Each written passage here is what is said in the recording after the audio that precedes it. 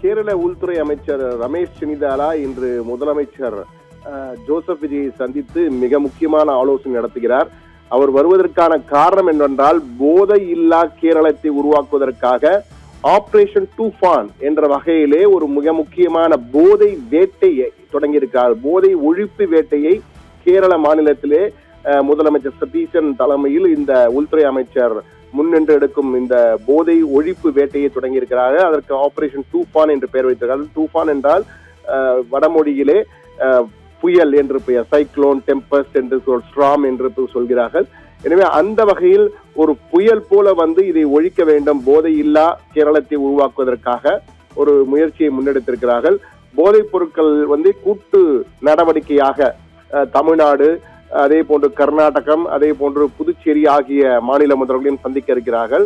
ரமேஷ் செனிதாலா, உள்துறை அமைச்சர் ரமேஷ் செனிதாலா சந்தித்து இந்த போதை ஒழிப்பு நடவடிக்கைகள், குறிப்பாக எல்லை பகுதிகளிலே போதைப் பொருள் வருவது, அதே போல ட்ரக் மாஃபியா என்று அழைக்கப்படுகின்ற போதை மாஃபியா கும்பல்களை ஒன்றிணைந்து, அதாவது தமிழ்நாடு கேரள போலீசார் ஒன்றிணைந்து ஒழிப்பது, போதை இல்லா தமிழ் தென்னகத்தை உருவாக்குவதற்கான ஒரு முயற்சியாக, குறிப்பாக போதையில்லா கேரளத்தை உருவாக்குவதற்காக இந்த ஆபரேஷன் டூஃபானை கேரள அரசு செயல்படுத்தி வருகிறது.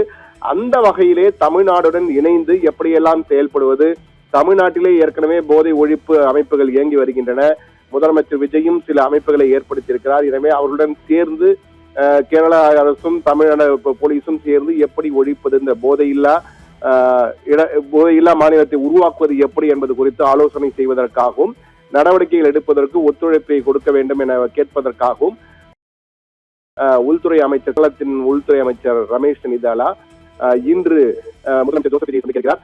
அப்போது தொடர்பாக பல முக்கிய முடிவுகள் எடுக்கப்படும் என்றும், அதன் பின் ரமேஷ் செனிதாலா செய்தியாளரை சந்தித்து என்னென்ன திட்டமிட்டிருக்கும் என்பது குறித்து அறிவிக்க வாய்ப்பு இருக்கிறது. ஆனால் தமிழகத்திலும் தற்பொழுது சத்தியம் தொலைக்காட்சி கூட நாம் முன்னெடுத்திருக்கிறோம்.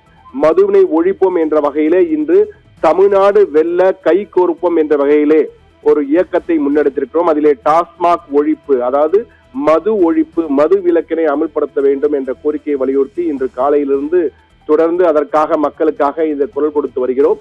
எனவே அந்த வகையில் தற்போது போதையில்லா இந்த நேரத்திலே, இந்த சரியான நாளிலே கேரளத்தின் உள்துறை அமைச்சரும் போதையை ஒழிப்பதற்காக போதையில்லா கேரளத்தை உருவாக்க வேண்டும் என்ற நோக்கத்துடன் ஆபரேஷன் டூஃபான் என்ற பெயரிலே போதை ஒழிப்பு வேட்டையை தொடங்கி இருக்கிறார்கள். எனவே முதலமைச்சர் ஜோசப் விஜய் அவர்களுக்கு கை கொடுப்பது போல மதுவினை ஒழிக்கும் வகையிலே மது விலக்கினையும் தமிழகத்தில் கொண்டு வர வேண்டும் என்பதுதான் அனைவருடைய எதிர்பார்ப்பு. என்ன செய்ய போகிறார் முதலமைச்சர் ஜோசப் விஜய் என்பதை பொறுத்திருந்து பார்க்க வேண்டும். ஓவியா.